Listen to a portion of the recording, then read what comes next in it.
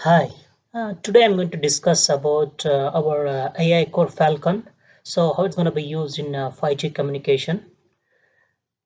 So before diving into 5G communication, so I'd like to give you a little bit small intro about how the signals are computed in our digital gadget. Usually the signals are propagated in an analog wave. So, and the gadgets, our digital gadgets such as a mobile phone or laptop or a tablet, they are, they compute the signals in a digital format.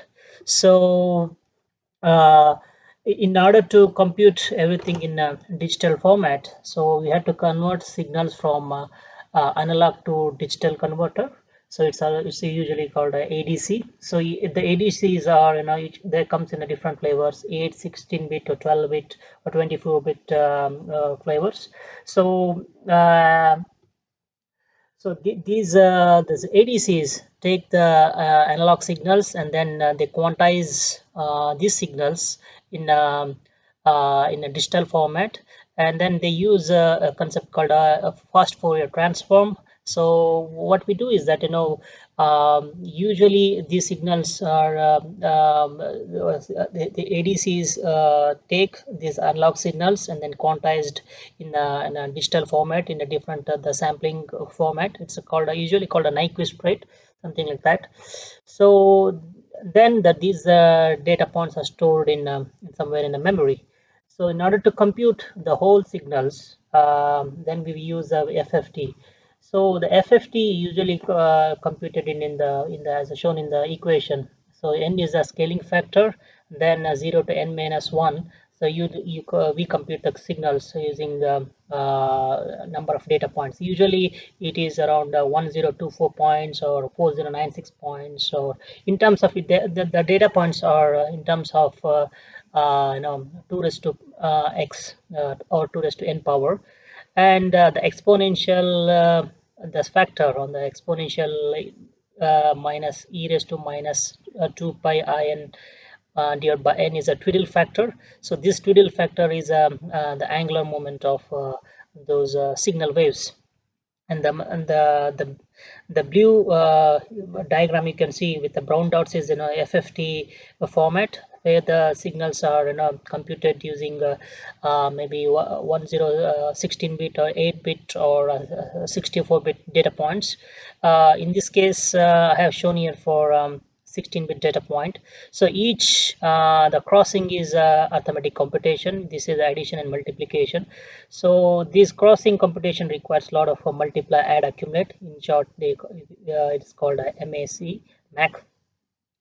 So the basically what happens is that ADC they take the signals, they quantize it, and then convert these signals to the either POSIT or floating point format, and then they forward the FFT, and they invert FFT, so that to check whether the received signal is correct or not. So in order to see whether we have the correct computation of the received signal, now we can use the absolute error.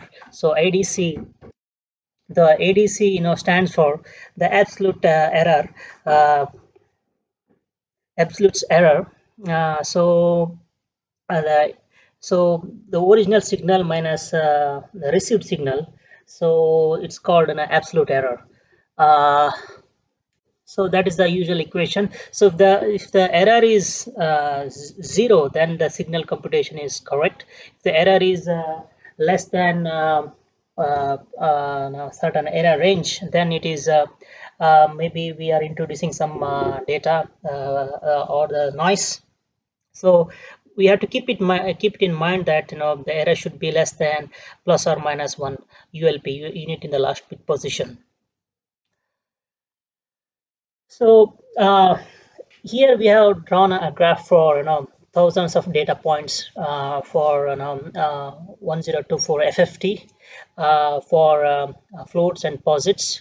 The vertical axis, it is for unit in the last bit position for thousands of data points, and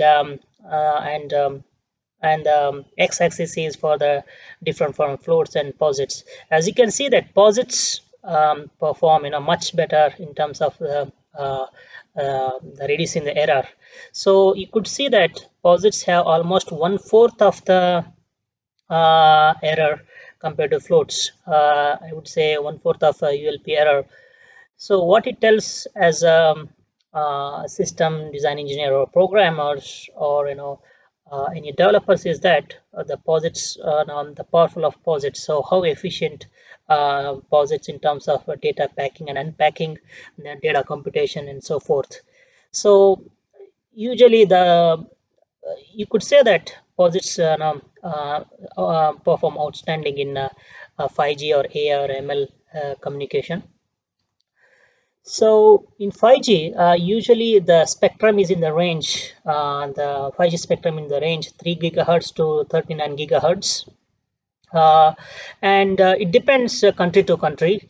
Usually, some countries allot frequency, the spectrum around 3 to 10 gigahertz. Some countries usually allot frequencies up to 10 to 20 gigahertz. So it depends on their policies and so forth. But this 5G communication, it usually requires line of sight communication, line of sight, LOC, LOS. So so that the gadgets you can see, or IoT, or any mobile or a robot or a security camera, this should be in the near to the antenna. So it should be in the, usually it's in the 400-meter or a 300-meter range. So this antenna should be allotted, or planted within a certain range. So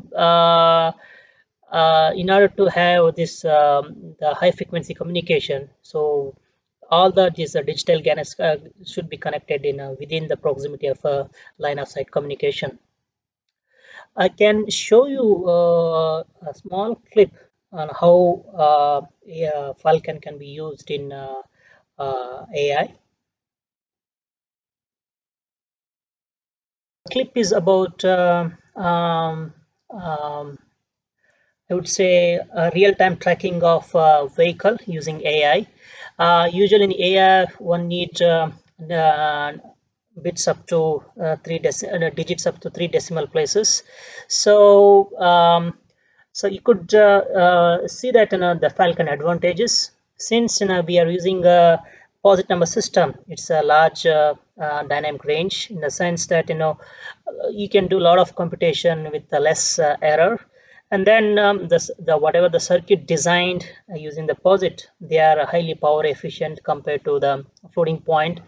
And I would say the bandwidth required for the 5G communication or the data computation is very less, since this posit uses less I would say storage, and the format is very efficient. And I would say that whatever we design these digital gadgets, that they are very they're going to be very lightweight because of the less silicon area.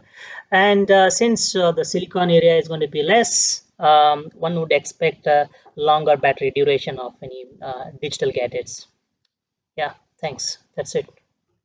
If you have any questions, please do get back to me via social media, or or visit our website.